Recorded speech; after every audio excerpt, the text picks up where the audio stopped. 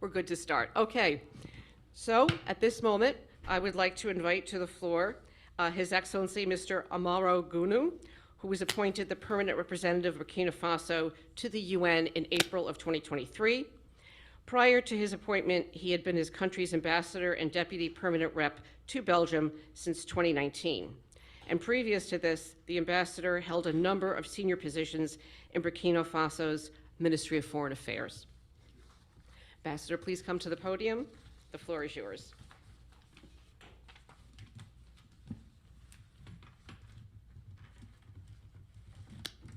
I'm going to take all my things out of your way. Thank you. Merci.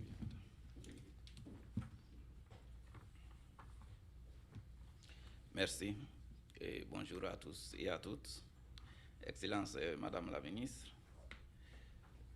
Mesdames et Messieurs et distingués invités, avant tout propos, je voudrais vous transmettre les chaleureuses salutations de Madame le Ministre Nadine Somé-Diallo, Ministre de la Solidarité, de l'Action humanitaire, de la Réconciliation nationale du genre et de la famille du Burkina Faso, qui, en raison de contraintes circonstancielles, n'a pas pu se joindre à nous ce matin pour ce panel.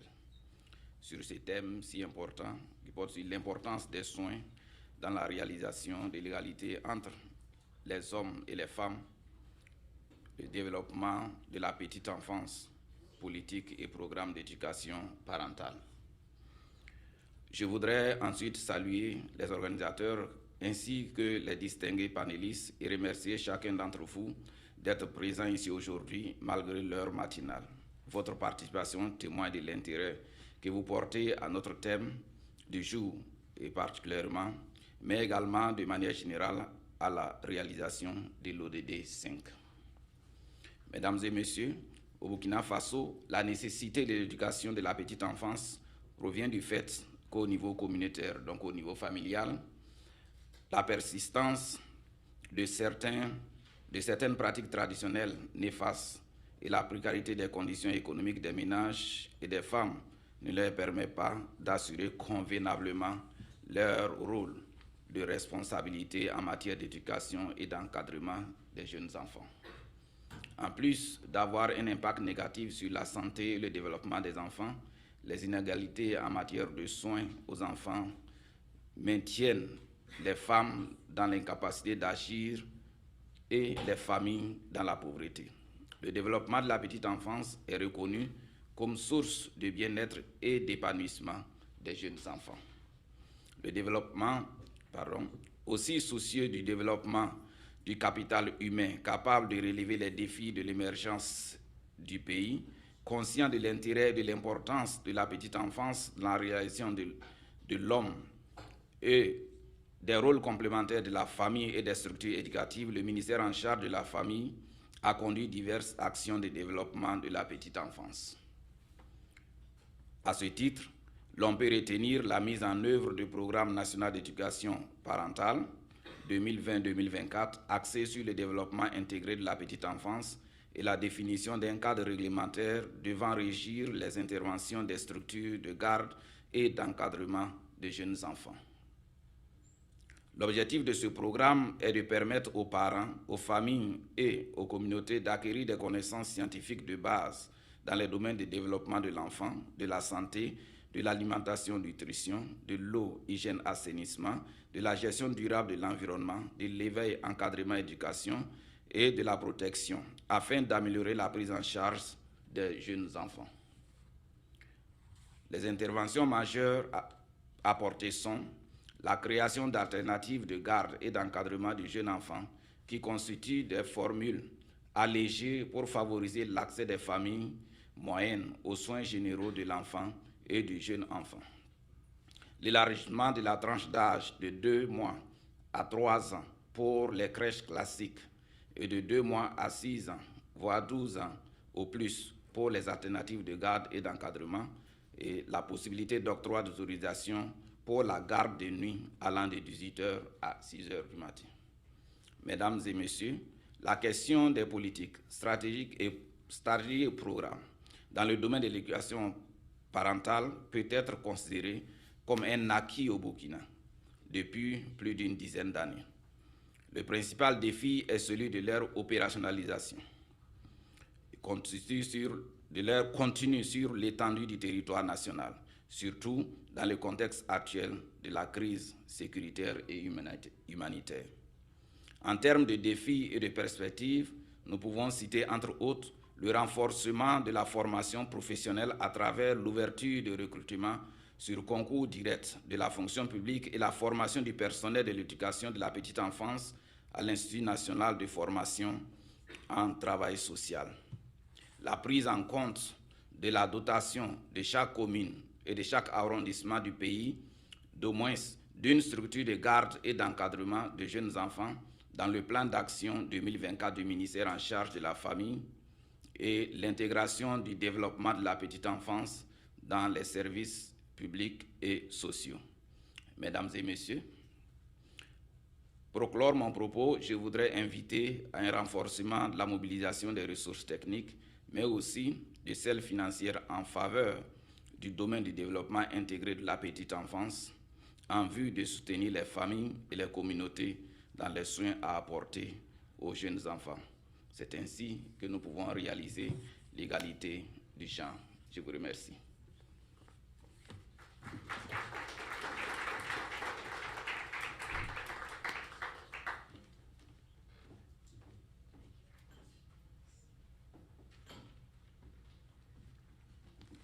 Thank you. I'd like to invite our next panelist up, but first I want to thank the ambassador for his very compelling opening remarks, which really set the stage for our discussion today.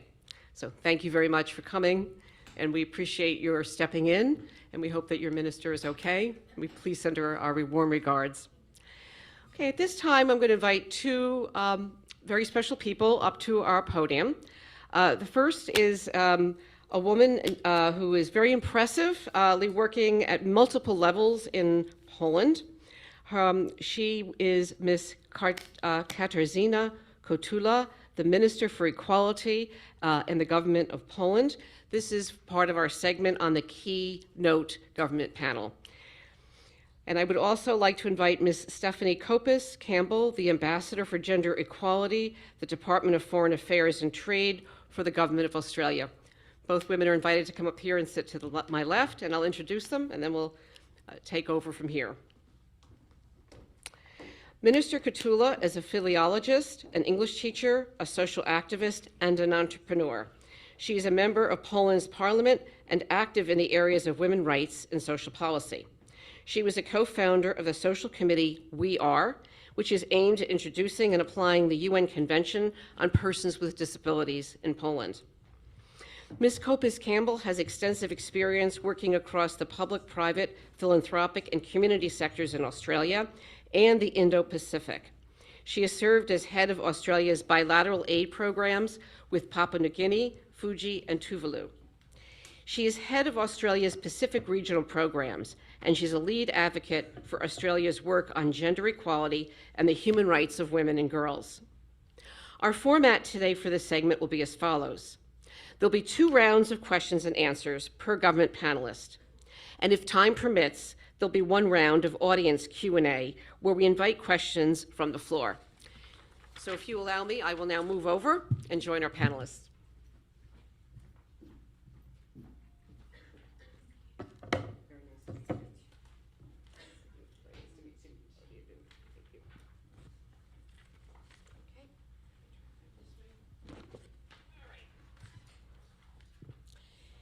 So the first question is about this whole issue that we're trying to tackle, and that is the issue of really bringing civil society along to the issues that we care about most. So I'm going to start with Mrs. Kotula. For many years, you've been actively supporting civil society and were actively engaged in various initiatives yourself. How do you envision collaborating with civil society organizations? And as it relates even more to today's topic, what role do you see CSOs playing at the nexus of gender equality, care equality, and early childhood development? Yes, I want to thank you again for the invitation, the ChildFund Alliance. I'm glad to be here with you this morning. Yes, before I became an MP, in the opposition and now a minister, it's been the beginning of the third month, so I am at the beginning of my new road right now. For many years, I have been an activist dealing with women's rights and the rights of children with disabilities. But now I am on the other side, and all the necessary changes in the perinatal care, the rights of women and children with disabilities, the decriminalization of the activities of activists facilitating abortions in the country or abroad, as well as opening discussions on the rights of LGBT people, cannot be planned in the privacy of the ministerial offices. That is why I maintain contact with the NGOs with whom I have worked in recent years. And as a government minister, I learn about new initiatives and open myself to a wide range of potential partners. Non-governmental organizations in Poland do wonderful things and have been doing wonderful things for women and children. They run breast milk banks, or they run assistance centers for rape victims. Therefore, their activities are supported by the government, also financially, and draft laws are subject to extensive public consultations. The care sector is highly feminized in Poland, and even the possible introduction of quotas in pedagogical fields will not change this quickly. That is why incentives for hundreds of thousands of fathers are crucial, and in this area I am working with the Minister of Family, Labor and Social Policy to extend the period of paid leave available only to fathers and eliminate the incomprehensible discrimination against men in the amount of parental benefit. Thank you. My second question: you've recently assumed the role of the Polish Minister for Equality. It's the first time that such a position exists in the government of your country. Where do you foresee that you will have the most work when it comes to advancing gender equality? Is care equality an issue in Poland, and if so, how do you plan to address it? Yes, thank you for the second question. A big problem related to the CSW68 main topic is, of course, the pension gap and poverty of older women, which the government counteracts by indexing benefits and encouraging voluntary professional activity after reaching the retirement age, supporting the formalization of care for grandchildren or unrelated children, and enabling the receipt of the so-called widow's pension and special benefit for mothers of 4 or more children. In the case of women of working age, a neglected area for many, many years was the fight against broadly understood sexual and reproductive rights. Therefore, an act of financing in vitro fertilization has already been passed, and the requirement for contraceptives to be prescribed by a doctor for whom women had to wait long in the state system or usually pay on commercial basis has been abolished. There are still too few women in companies, politics and management positions, but recent legal changes aim to balance family and professional life and equalize the amount of unpaid care work for women and men, encouraging men to take on more responsibilities, not only in the care of children, but also in household duties. The multi-billion-dollar Toddler Plus project aims to professionalize childcare and unleash women's opportunities, guaranteeing a kindergarten in each Polish city. Thank you. Thank you very much. Now I'm going to direct my questions to our colleague from Australia. And there are 2 questions that I would like to pose to Ms. Copus Campbell, who is, as you know, the Ambassador for Gender Equality in the Department of Affairs, Foreign Affairs and Trade at the Government of Australia. The first question is, gender equality is central to Australia's diplomatic, development, regional security, and international engagement agencies.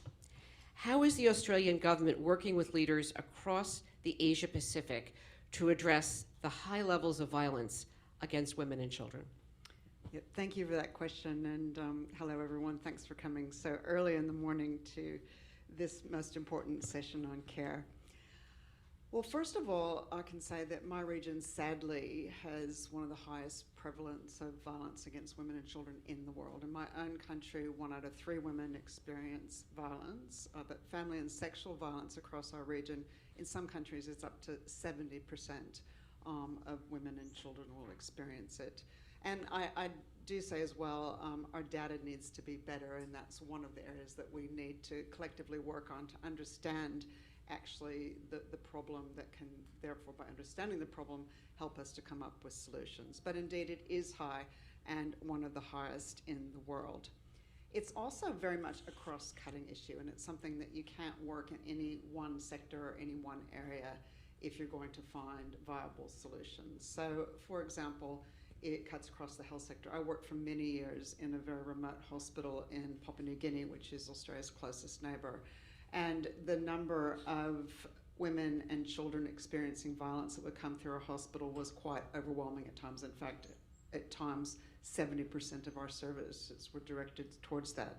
It cuts across education, affecting children getting to school. It also affects how children learn, because we know that when children are exposed to violence, particularly in those early years, it can affect their ability to achieve education outcomes, to concentrate at school, and can affect both their physical and mental health. It, of course, affects the law and justice sector. It affects our social services. It affects our economy. It affects women getting to work and staying at work. And indeed, it costs businesses millions and millions of dollars a year in terms of impact. So in our responding to that, it's not just focusing on supporting services in one sector. It's looking at it as a cross-cutting issue, and one that undermines every single aspect of gender equality.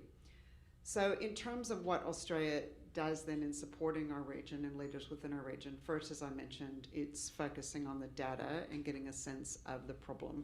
Again, in one of the countries that I spend a lot of time in, that country reports quite relatively low rates of violence, where you know that every day you're dealing with it, you're seeing it, you're experiencing it with your staff, you're experiencing with your colleagues and your friends, and you just know it's higher, but it's not being captured properly. So that data is important.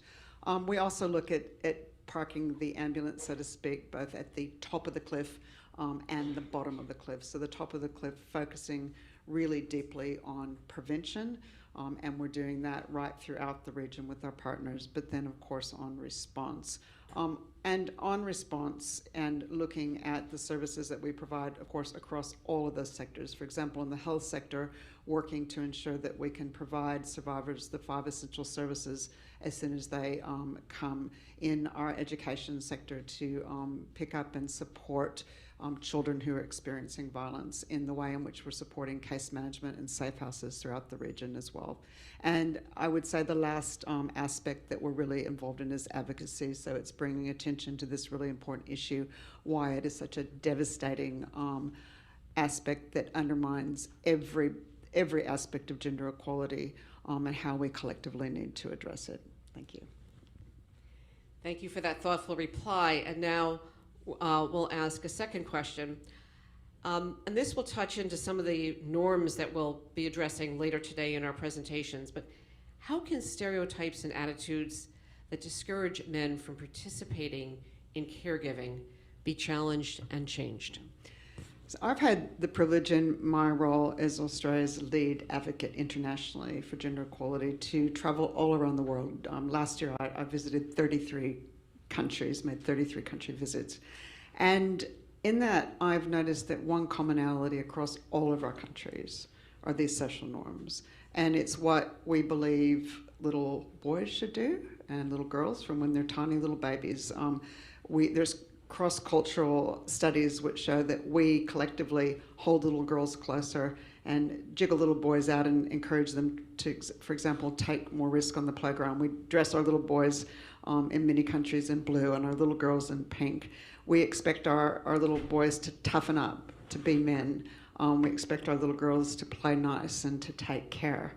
And that translates right throughout their teenage years and then into their adult years, where we expect women to take care and to take care of families. And there's these social norms and expectations that we often expect men to take charge or to be at work. And when we reverse those, it becomes very uncomfortable. So when, for example, women want to go to work, but there's a care responsibility at home, for example, when a child's sick, she may indeed be judged. And when a man might want to be the one staying home with children while his partner is at work or going home early to take care of a sick child, he's often judged.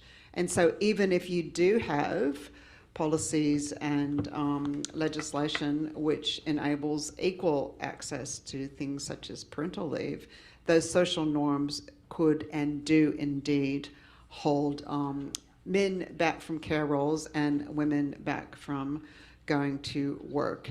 And we really need to shake those up and to address them in terms of those undermining social norms. In Australia, for example, we have now opened our parental leave to both parents. And in doing that, so moving from just maternity leave to then parenting leave, in doing that, we were still noticing, because of these social norms, that men were not taking it up. So 85% still of the care responsibilities were still falling to women. So what we're trialling now, and what I'm really excited about, is legislation where indeed both parents have up to 25 weeks of leave that either can take. But there's about 4 weeks of reserve leave that you use it or lose it. So if the birthing mother takes that leave, great, she has it. But if the non-birthing parent takes that leave, they can take up to 4 weeks. But if they don't take it, they lose it. And so no one wants to lose their leave. And therefore that encourages men and women to take leave and to indeed break down those norms, which is very, very important. Thank you. Thank you very much. We can see that the example here from 2 countries is one that in many ways can serve as a model to many parts of the world. So I appreciate the clarity and the comprehensiveness with which this overview was provided. We have a little time for questions.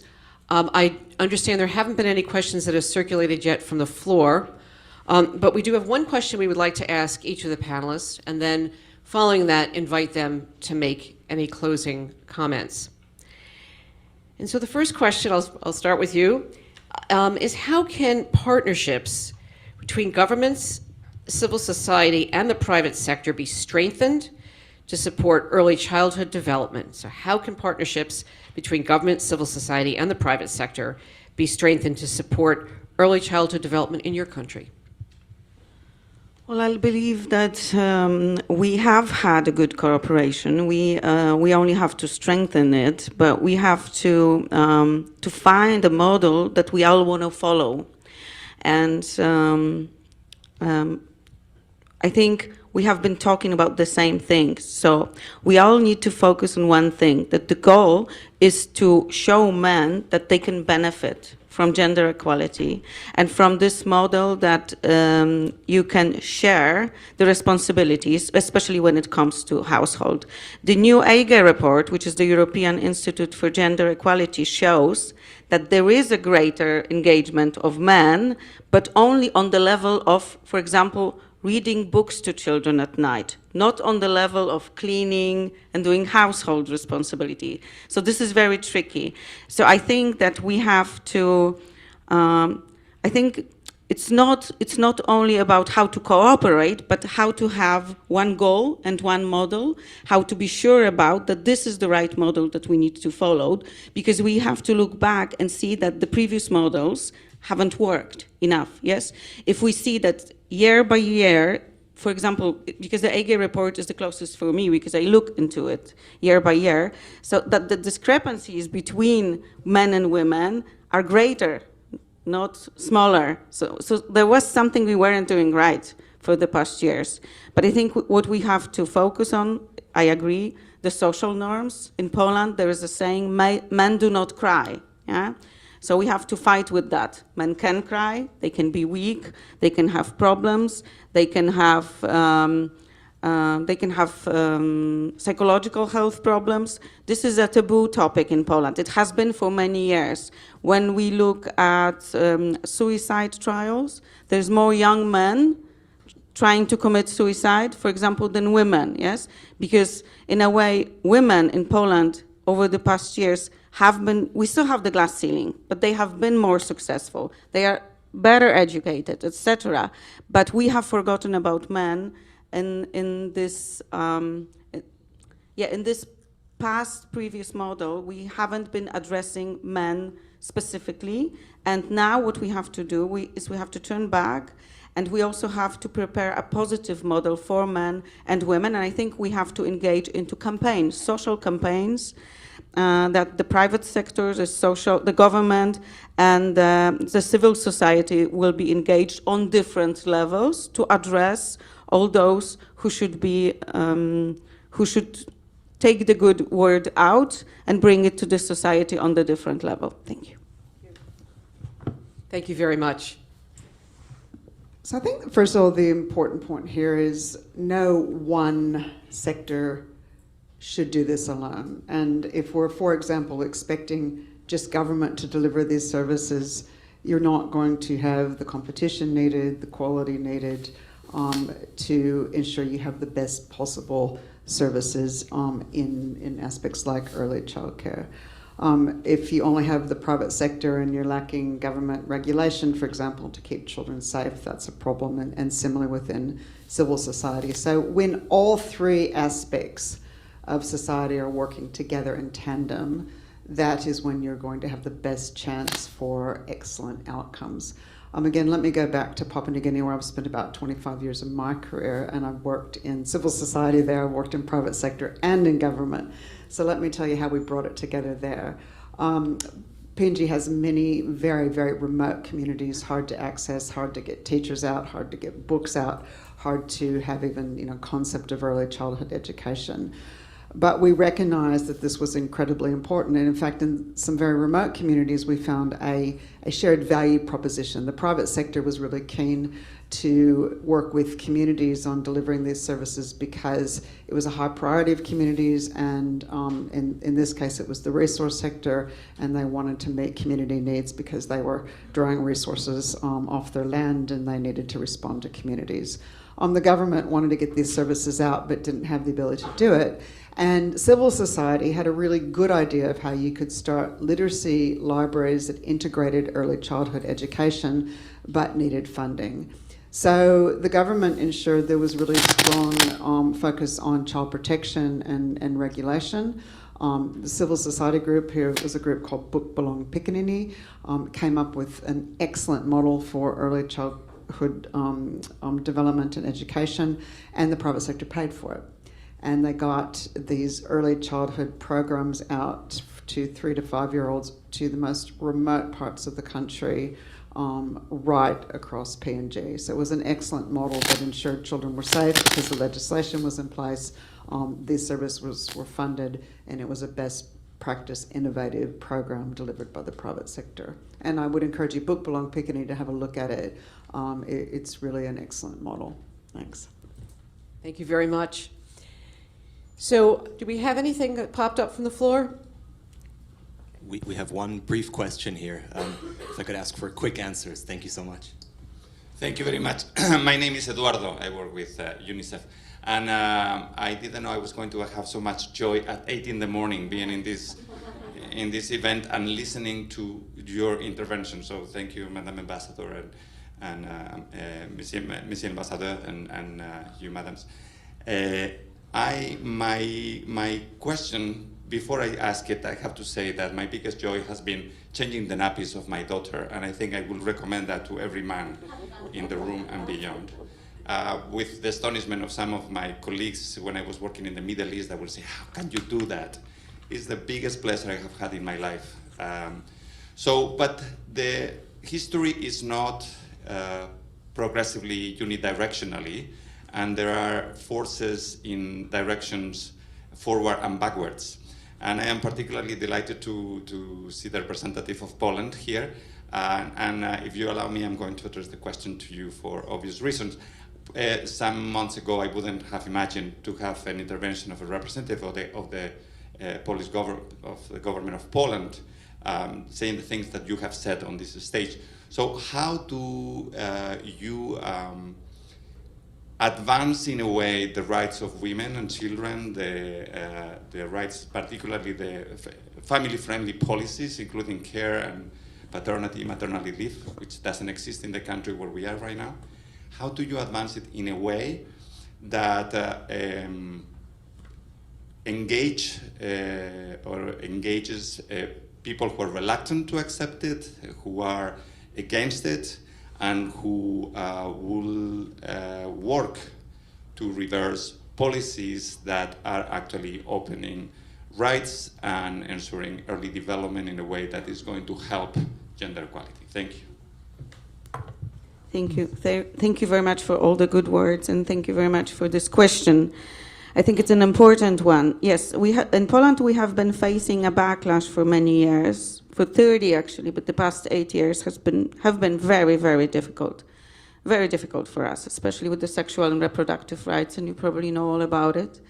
And I come from the left party, but I used to be for many years an activist, a progressive activist, and I always imagined that you do not have to, when you work and you're an activist and when you talk about what you want to achieve, you do not have to put on one side progressive values and on the other side pro-family values. I mean, it can go together, right?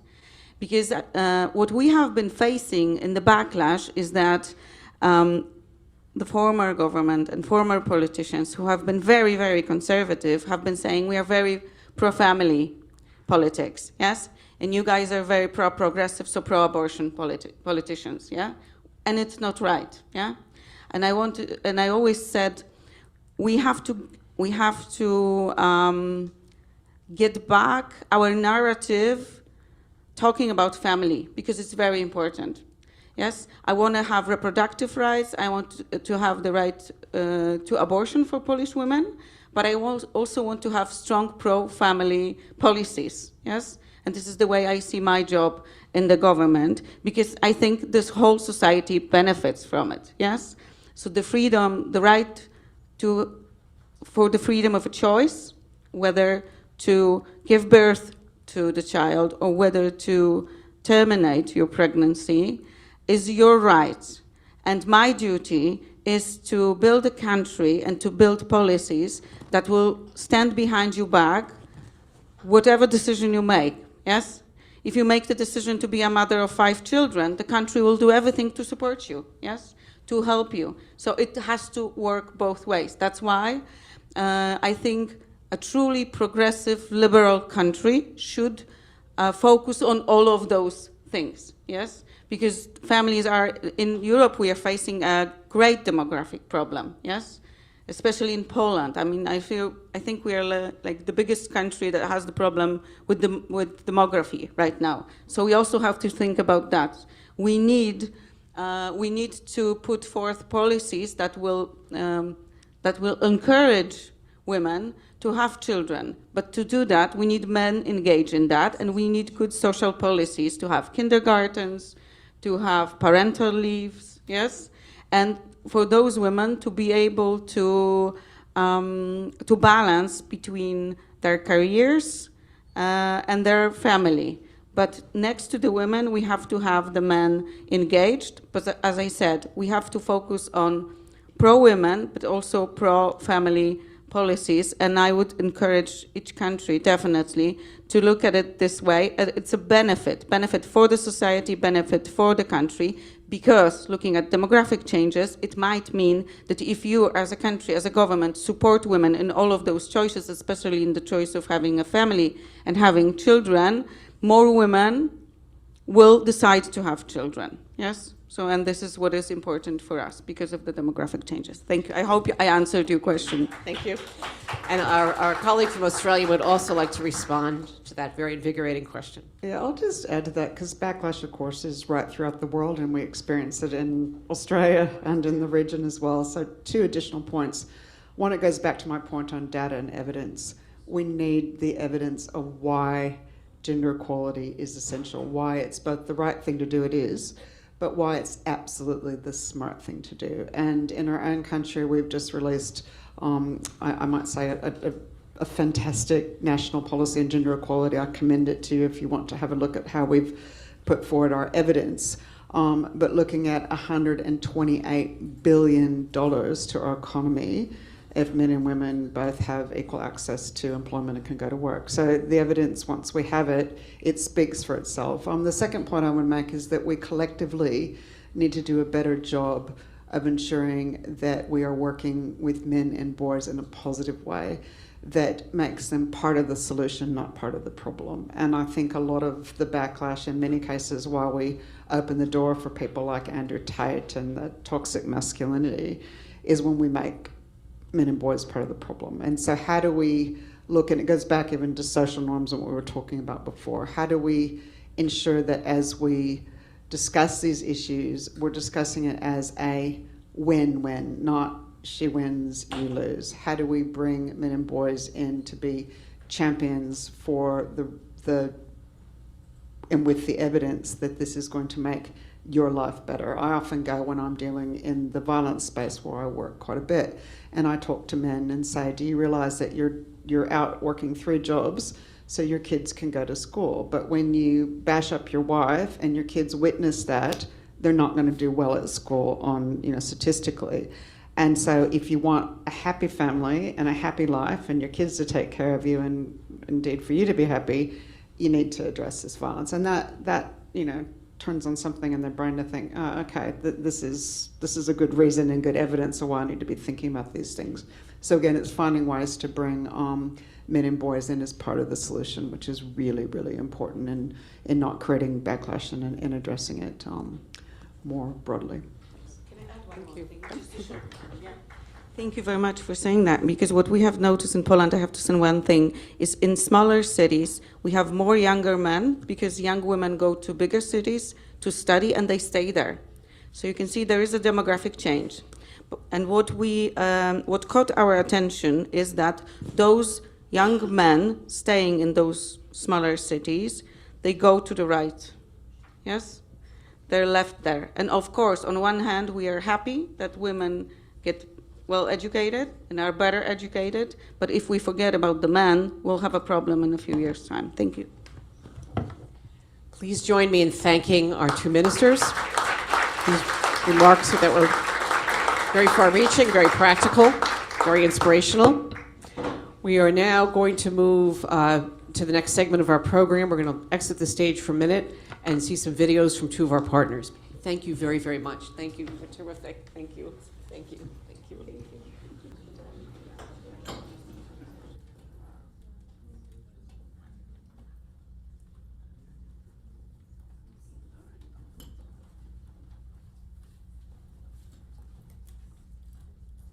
Bonjour mesdames et messieurs, je m'appelle Reine Poda, je vis au Burkina Faso avec mon père, ma mère et mes frères à Zignaré, dans la province de Lubritanga, dans la région du plateau central. Je suis en classe de première et j'ai 17 ans. Je suis très honorée de prendre la parole aujourd'hui, même si cela se fait à travers une vidéo. Et je suis vraiment honorée de prendre la parole au nom de tous ces enfants de ma communauté et au nom de toutes ces jeunes filles de ma communauté. Mesdames et messieurs, au Burkina Faso, comme dans plein d'autres endroits, les filles font face à de nombreux problèmes, notamment à cause de la crise sécuritaire qui sévit au Burkina Faso depuis plusieurs années.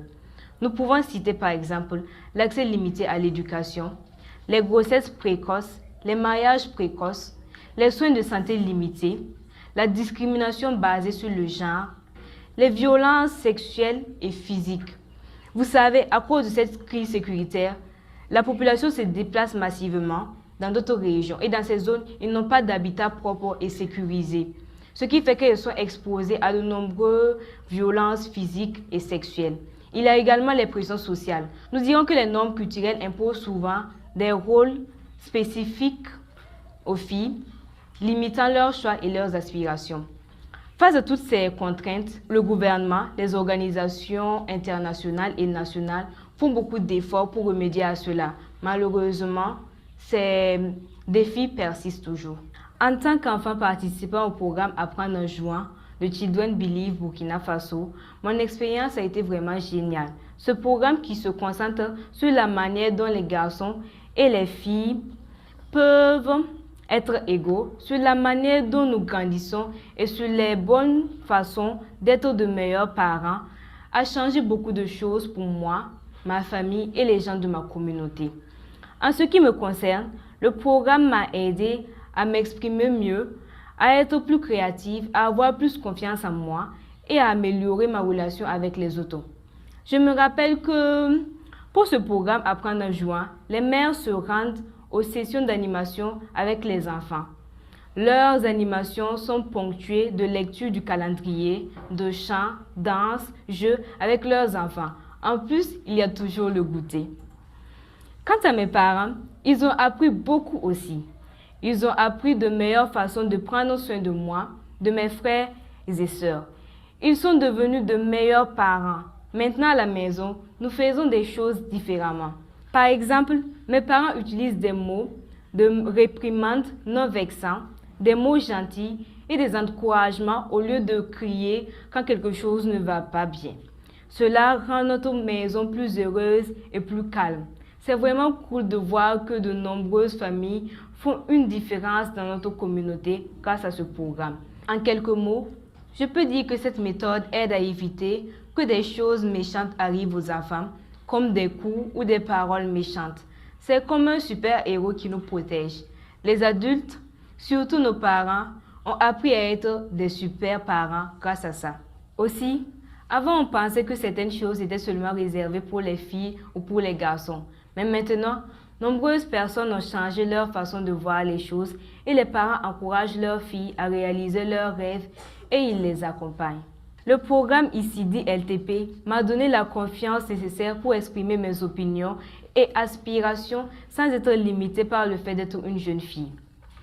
En tant que jeune fille, j'ai appris que mes rêves sont illimités et le fait d'y être persuadée, cela constitue une source de force et un grand potentiel. Il est super important de continuer à aider nos communautés avec des programmes comme celui-ci. Ils construisent un avenir où chaque enfant peut devenir grand, heureux et faire tout ce qu'il veut, peu importe s'il est une fille ou un garçon, quelle que soit sa couleur de peau ou d'où il vient. En conclusion, je souhaiterais vous inviter à rejoindre ChildFund Alliance et toutes ses organisations membres, notamment Children Believe, pour aider à changer des vies et à ouvrir des portes pour que les enfants, en particulier les filles, aient un avenir génial. Merci de m'avoir donné l'occasion de partager cette histoire d'espoir et de changement.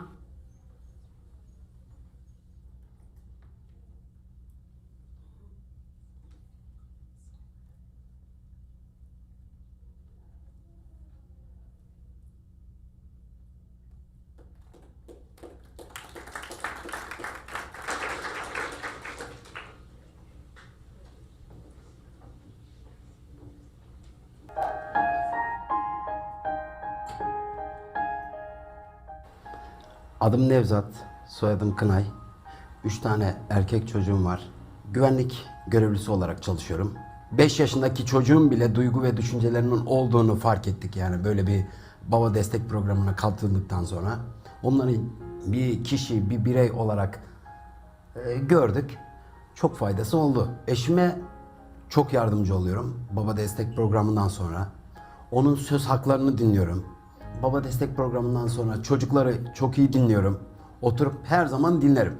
Ne olursa olsun bir şey söyleyeceği zaman isterse arkamda dünya yıkılsın çocuğumu dinlerim. İsterse önemsiz bir şey söylesin dinlerim. Çünkü benim için önemsiz gibi olan şey çocuk için çok önemli bir şey olabilir. Ben Osman Öztürk, Açev'in Efsenleri Şubesi'nde BADEP eğitim programına katıldım. Baba destek programına çocuklarıma daha iyi bir eğitimi sağlayabilmek için katıldım. Bu konuda da çok faydası oldu bana. BADEP sayesinde onları önemsediğimizi, onları hissettirmenin farkına vardık. Ve onlarla etkin zaman geçirmeye başladık. Daha önce kızdığım oluyordu onlara. BADEP eğitiminden sonra kızmamaya başladım. Neyden dolayı yapılmaması gerektiğini izah etmeye başladım.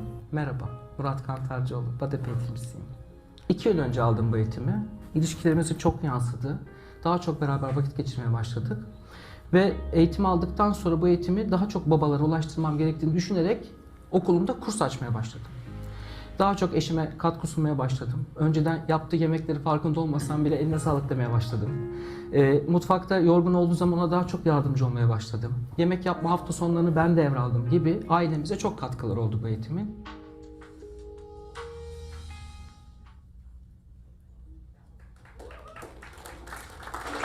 Thank you. Okay, we're now going to move to the next segment of our program and hear from the three co-organizers of this event, ChildFund Alliance member Children Believe, ACHEV, and Pro Mundo. Or actually, I used to think of them as Pro Mundo, but they're now Equimundo. I've known them for quite a long time. Gary Barker and I go way, way back to some early days when we worked together on the NGO committee on UNICEF, and I've watched him build up this initiative over time, and we're very, very happy to be working together again today.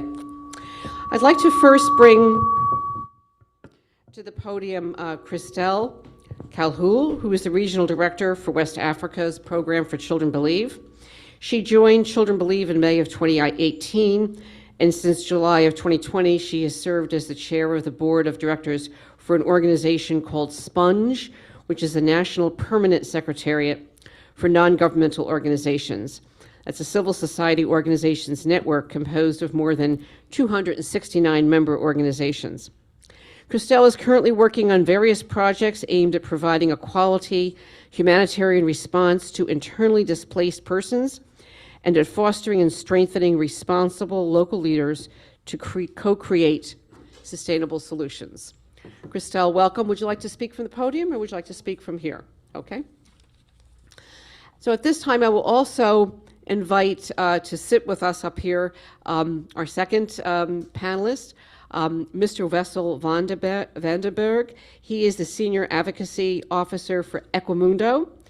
Wessel has worked as the Senior Advocacy Officer at Equimundo for many years.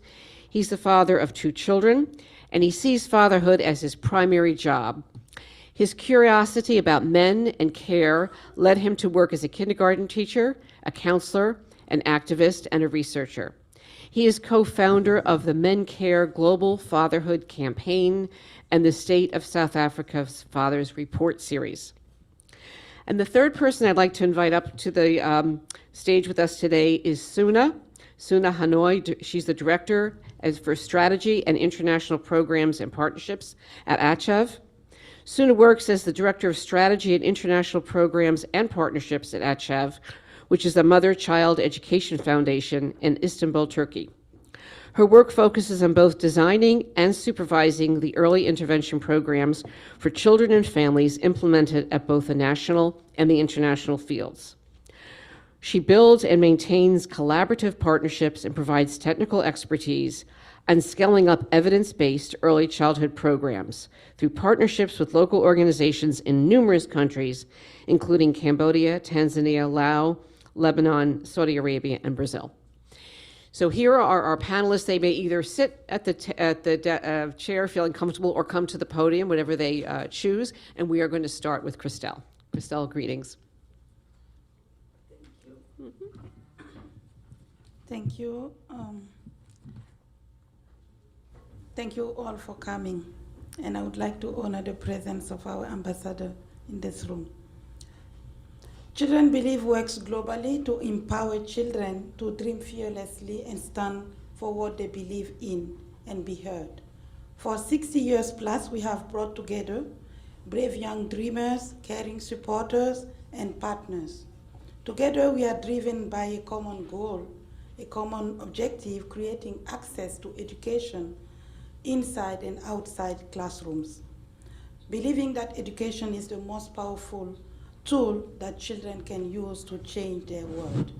Children Believe focus on 4 pathways for change: supporting thriving communities, advance child rights and protection, promote equality for girls, and partner with children for change. Our participation to CSW reflects Children Believe's commitment to advancing gender equality and women empowerment. Today, I would like to share our experience with learning through play methodology as a pathway to gender equality in empowerment in rural and semi-rural communities in West Africa. What is learning through play? Learning through play, also referred to as LTP, is an innovative approach to early childhood development and care developed by Sick Kids Hospital Center for Community Mental Health and the City of Toronto Public Health Department in Canada, and supported generously by Global Affairs Canada.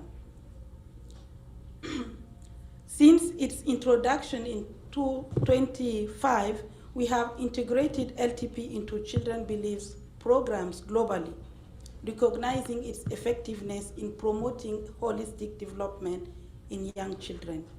We emphasize on parental involvement, crucial to child's brain development and growth, especially in the first 1,000 days of life. How did we implement LTP? We focus on empowering parents as their children's first teachers. Through training and tools delivered by community health, care, and education workers, we equip caregivers with knowledge and skills to support their children's development. In West Africa especially, we have targeted fathers' involvement in child care, challenging traditional gender roles and promoting gender equality.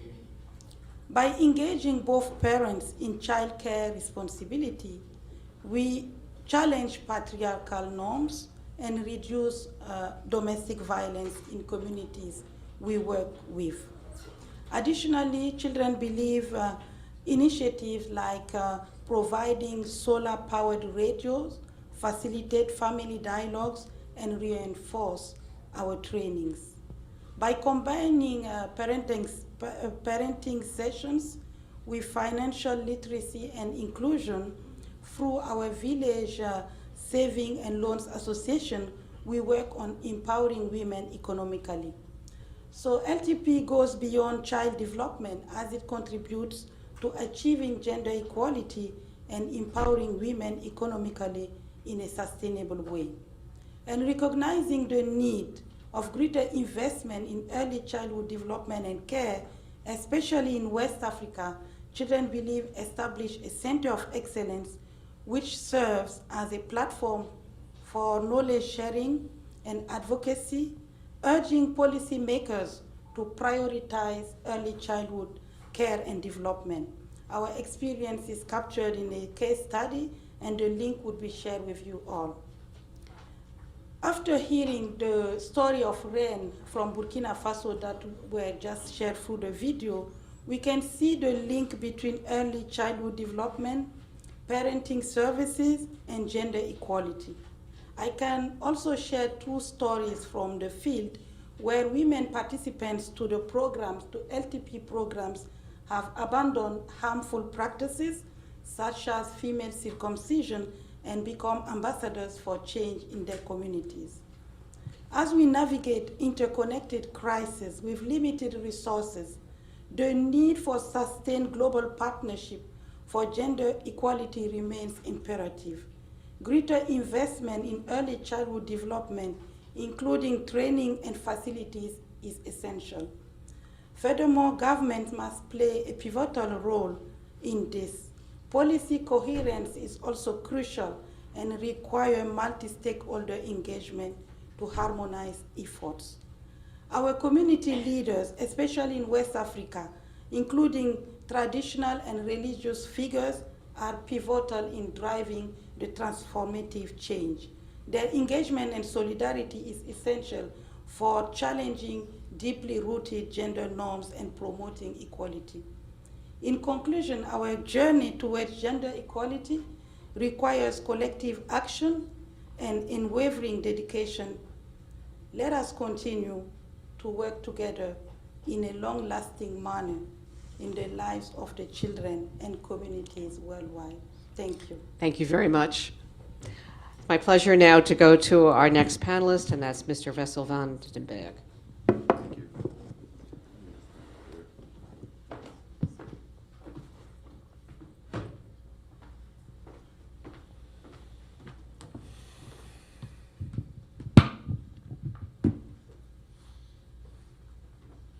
That's okay.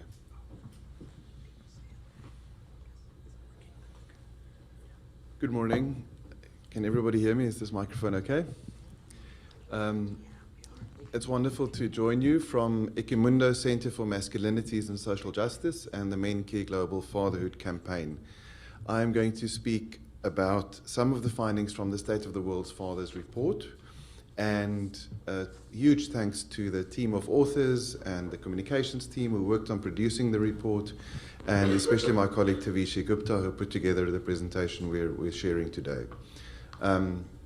All protocol observed, excellencies, honorable guests, it's really wonderful to be with you. So I'd like to start by asking you to imagine a world where you receive the care that you need, where care is centered, where services are in place, and where men, women, and people of all gender identities share care equally.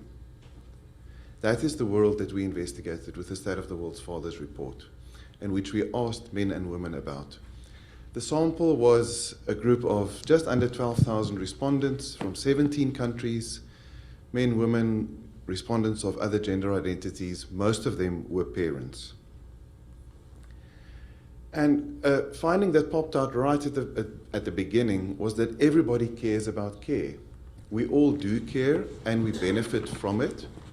And 9 out of 10 parents said that caring for children is one of the most enjoyable activities in our lives. Respondents overwhelmingly associated care with positive words like help, love, protection, empathy, responsibility. So there was a real response from the sample and the survey of the positivity of the experience of experiencing care and giving care. And you know, I'm a father, I've got 2 children. I was teaching my son how to make stir fry last week. And while we were cutting the broccoli, I felt that I am the person I always wanted to be. I felt a sense of gratitude. In that moment of care with my 7-year-old son, I felt that this is what I want to do. And the respondents to the report also responded in that same way. Men and women said they were satisfied with how involved they were in raising their children, were 1.5 times more likely to report that sense of gratitude.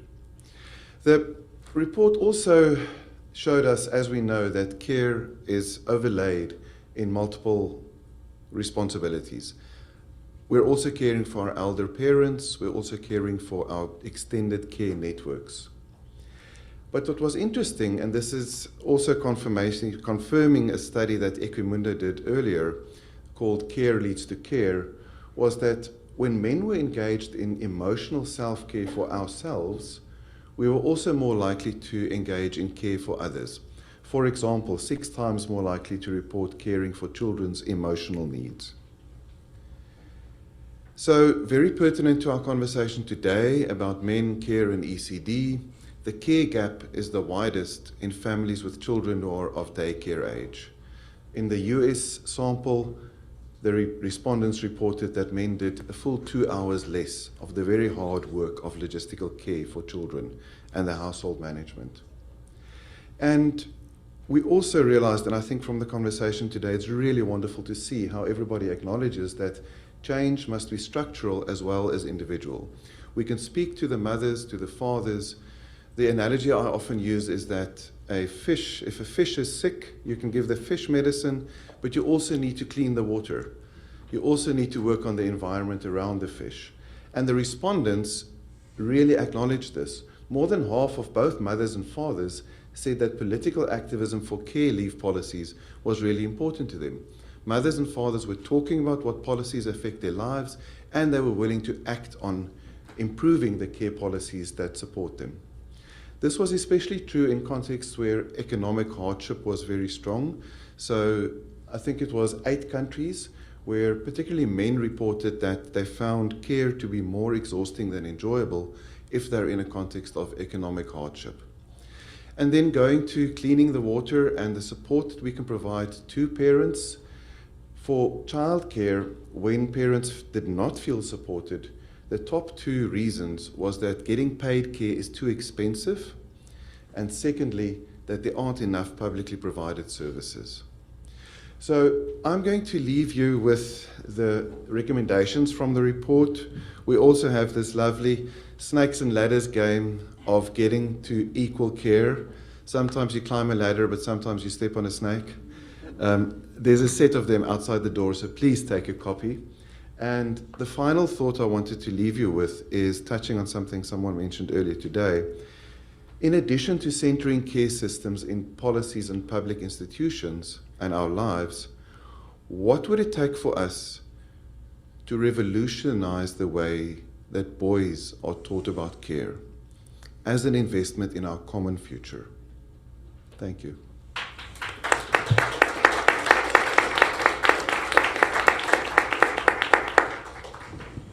Thank you very much, and we look forward to reading more about your report, which is becoming kind of an annual tradition, I think, every 2 years. Okay, thank you. And now we'll move on to our presenter from ACHEV, Ms. Suna Hanoi. She'll be presenting from the podium as well.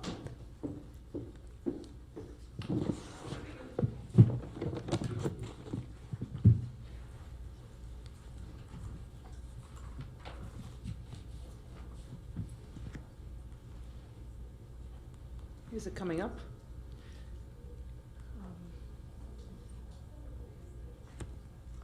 Press again. Okay. Take a look here. Can someone give us the steer on what's happening with the, there we go. Okay, we're looking for the next presentation from ACHEV, please. Can you hit forward on your, Martin, do you want to come up and offer us some guidance here? Martin? We need you up front here. Just we're having a little challenge moving over to the next presentation. If you just could give a hand to, there we go. They found it? They weren't able to find it. Now we need to get it positioned. Okay, just a second. Yeah. Okay, perfect. Thank you so much. My name is Suna Hanoi Penny from ACHEV Mother-Child Education Foundation. Excellencies, distinguished guests, and ladies and gentlemen, it's a great honor for me to have this opportunity at this event speak on behalf of ACHEV. Thank you so much to such an esteemed group of panelists who've been playing a critical role in supporting to change the narrative around promoting gender equal care practices. Very briefly on ACHEV, we are based in Istanbul, Turkey, and this year we're celebrating our 30th year. And ACHEV has had an incredible journey in the last 3 decades. The goal of our work is generally to reduce disparities and address inequalities. And to that end, we have been developing and implementing evidence-based education programs for young children and families. And through the implementation of these face-to-face education programs, ACHEV has reached more than 1 million mothers, fathers, children, and young women. Now, today I'll talk to you more about our fatherhood work and the work that we do in the space of gender equality. We see fatherhood as an entry point. Because we know that we want men and boys to share care equally with women and girls. We want to make sure that parental leave for all parents, mothers and fathers, is the norm. And we want to make sure that every household has access to quality and affordable early childhood development, care, and education. So for that purpose, ACHEV has been working with fathers for the past 2 decades. But we have to also understand how far we have to go. So I'll follow on a little on what Wessel showed. To be able to answer the questions, how far we have to go, we need evidence. So proudly, with Equimundo's leadership, we collected data from Turkey.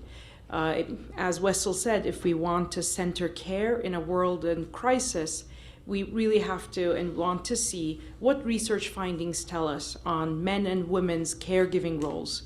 Who cares and how do they care? These are the questions we wanted to answer. And in this very limited time, I'll only be able to show a tiny glimpse of it.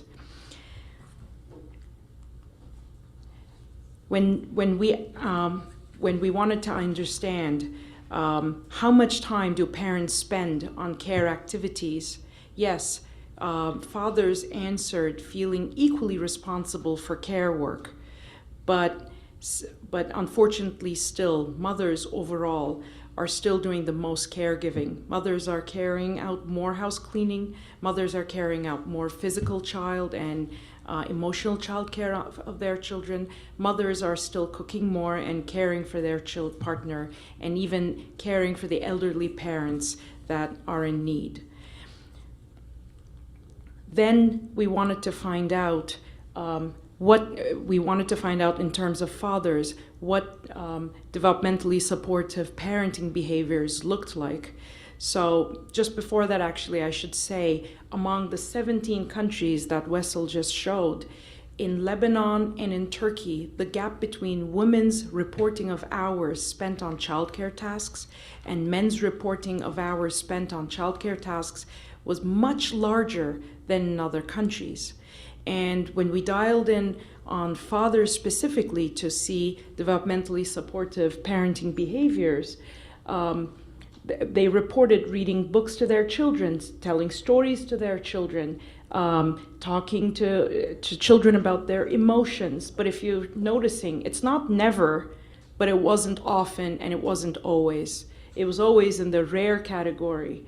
How much they played with their children, how much they wanted to direct their child to do household chores, how much opportunities they provided, what kind of activities they provided. For the purpose of time, I'll be going through this very fast.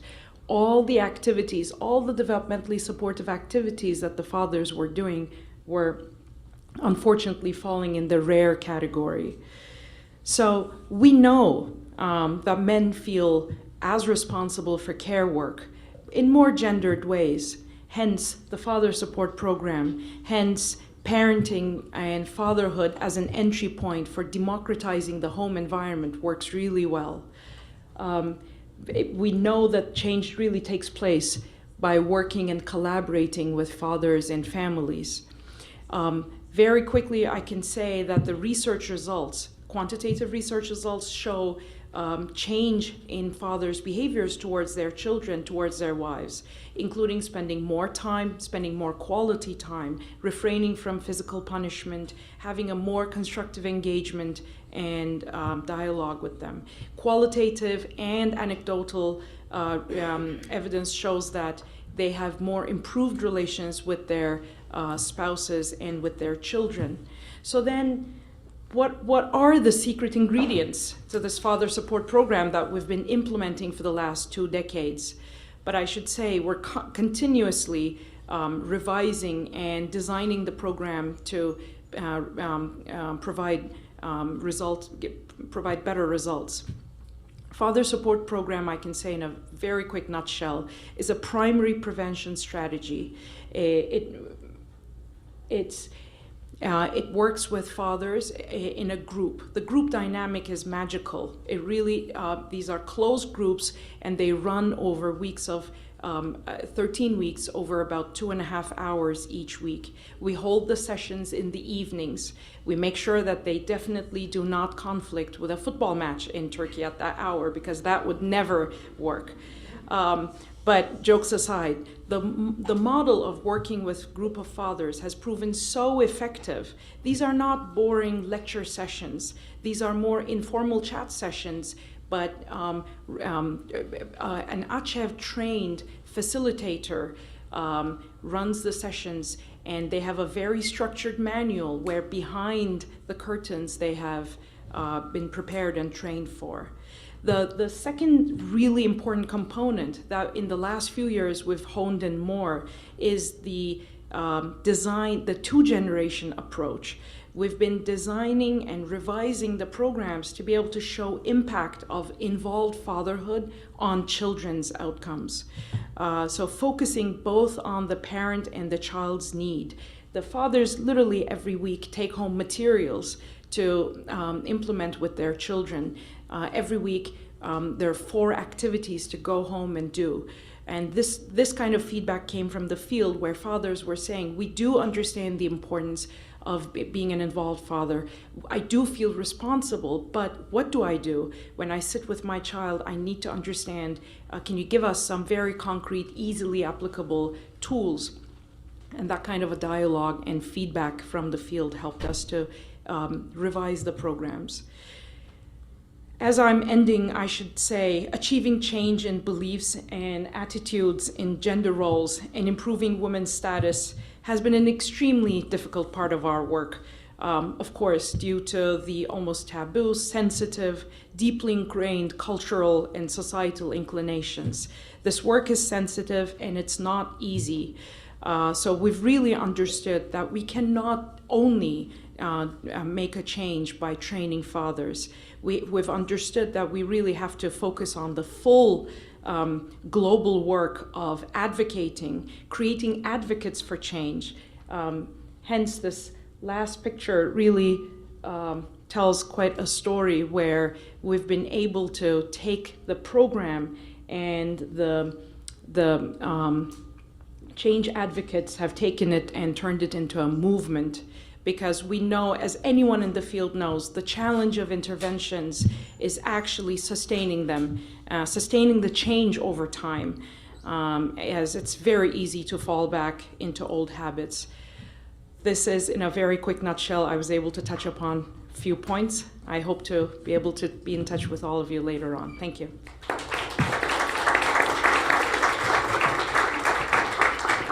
Thank you, Suna.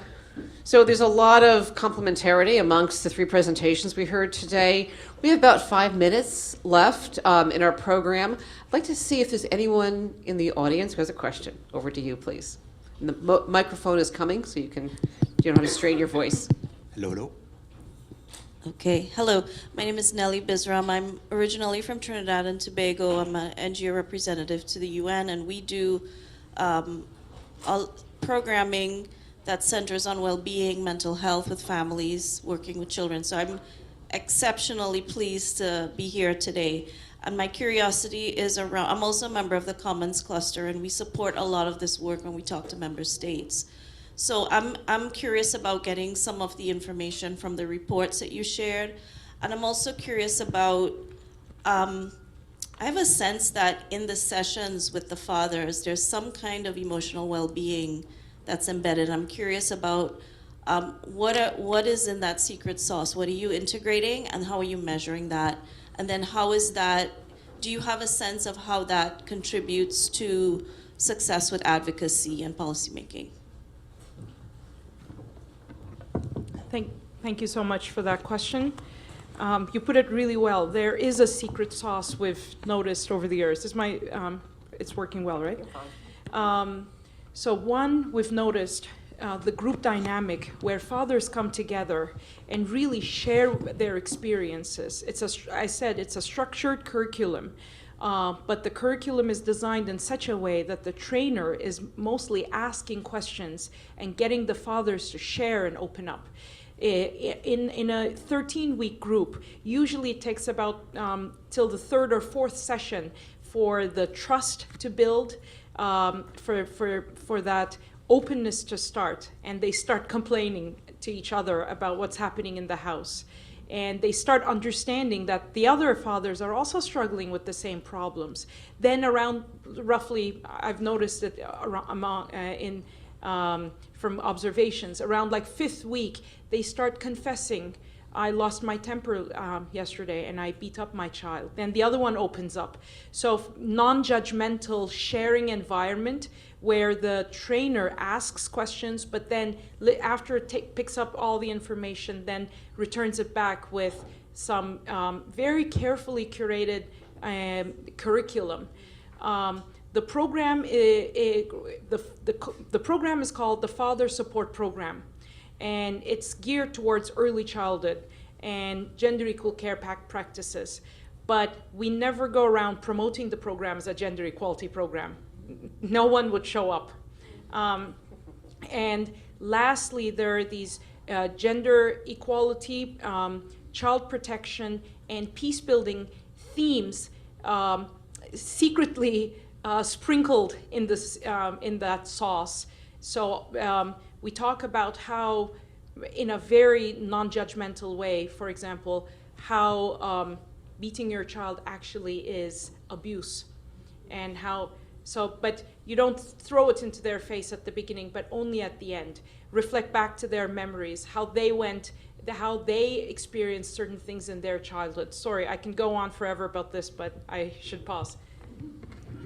Could I come in just on the second part of your question on advocacy, and just to say the recommendations from the State of the World's Fathers report and the recent few reports have been operationalized or made practical in a policy platform called the Men Care 50/50 Commitment.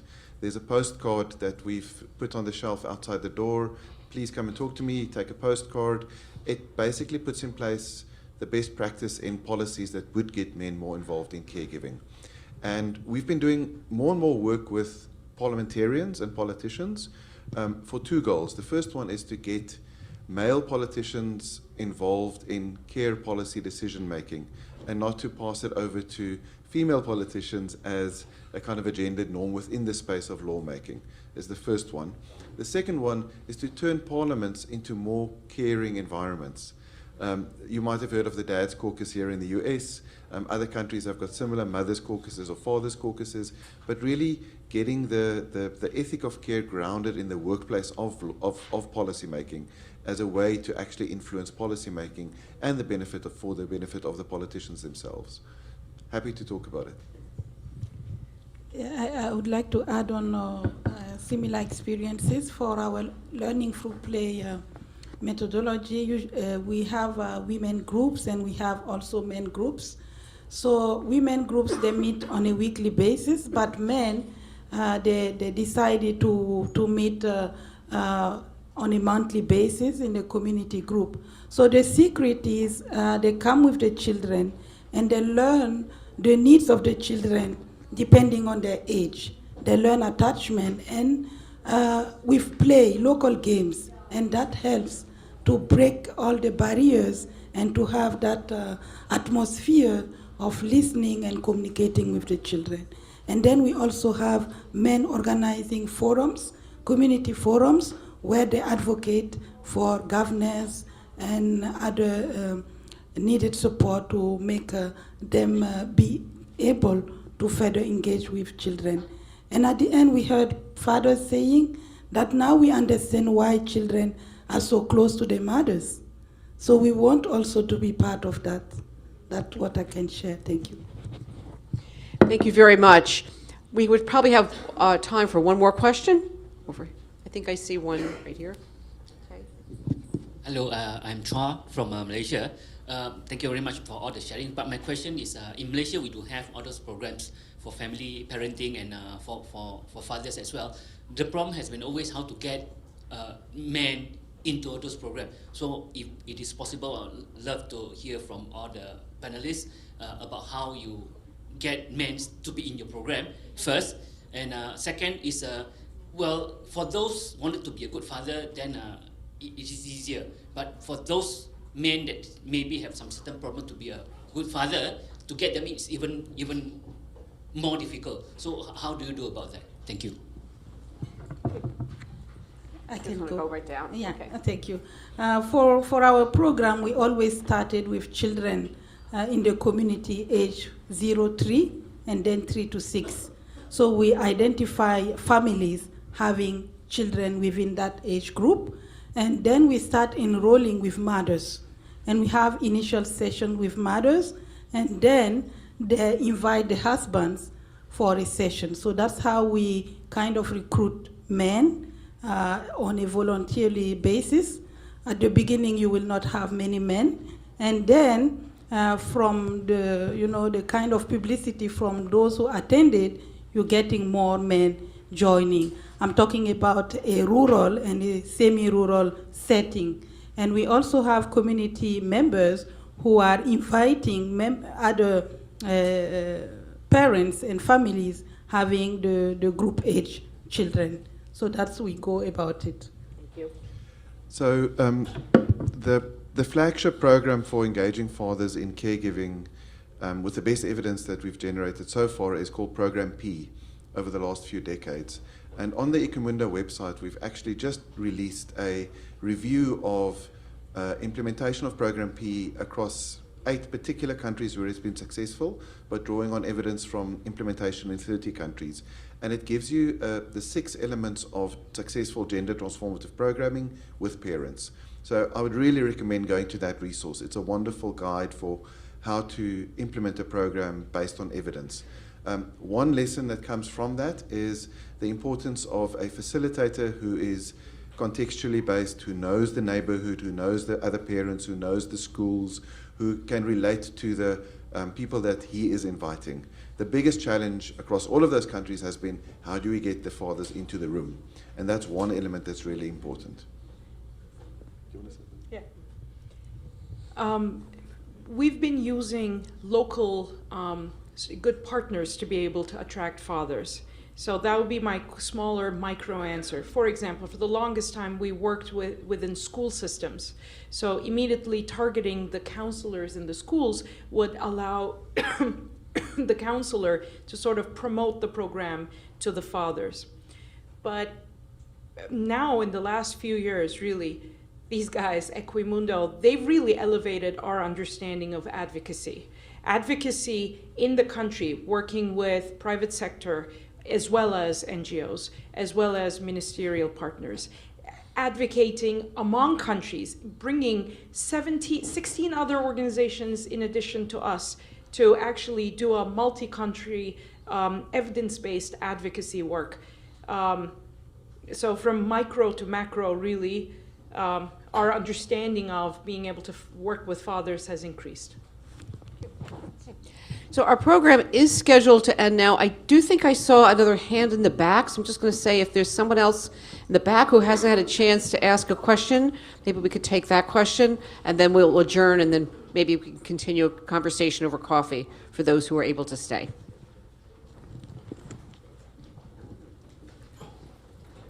Hello, I'm Dilanaz. I'm a national gender youth activist based in Turkey as well. I mostly work in digital de-radicalization. But the idea of care, especially the work that Sunay Hanım does, it really hits home because, once again, I'm Turkish.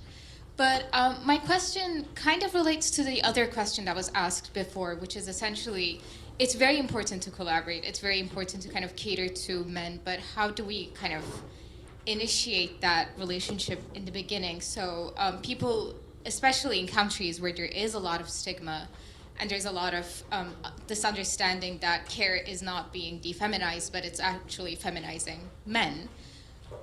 So how do we kind of react to this kind of innate resistance, or how do we, or if you approach it at all, this kind of active resistance against men or masculinity being under attack through care systems? Thank you so much. Merhaba. I would say, really, I guess, again, secret sauce rule number 1 is really not to approach them saying we're going to change you or we're going to educate you, but more about, more through a chat, informal chat session and dialogue. Number 2, word of mouth. We go in areas where we've already been implementing other programs, mother support program, preschool education programs, where really the word of mouth has been very helpful. Thirdly, we have field supervisors who are really our change agents. They're the ones who go out and recruit fathers. And fourthly, yes, it's a numbers game. In the first session, you can't start with 15 fathers, expect them to continue in the next session. We invite to the very introduction session, say about 50 fathers. It trickles down to 25. Then by the second session, you have 15 solid, loyal members of that group. That makes sense. Yeah. Please do. Nothing to say? Oh, okay. Thank you. Christelle, would you like to add anything to that question? I could just add to what she said, that fathers themselves invite other fathers in our experience, and it's quite working because it is a testimony from a father to another father, and it works well as well. Thank you. Thank you. So we are at the end of our program. I do want to ask each of our panelists if they'd like to say one final thing. Let's start. Collaboration with partners. That's how we came together today. Yeah. Cleaning the water around the fish as well, and using the main care commitment to do that. The power of transformative change through testimony. Thank you.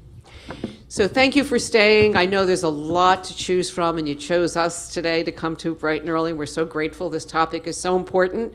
It's one that will continue to be important for quite some time.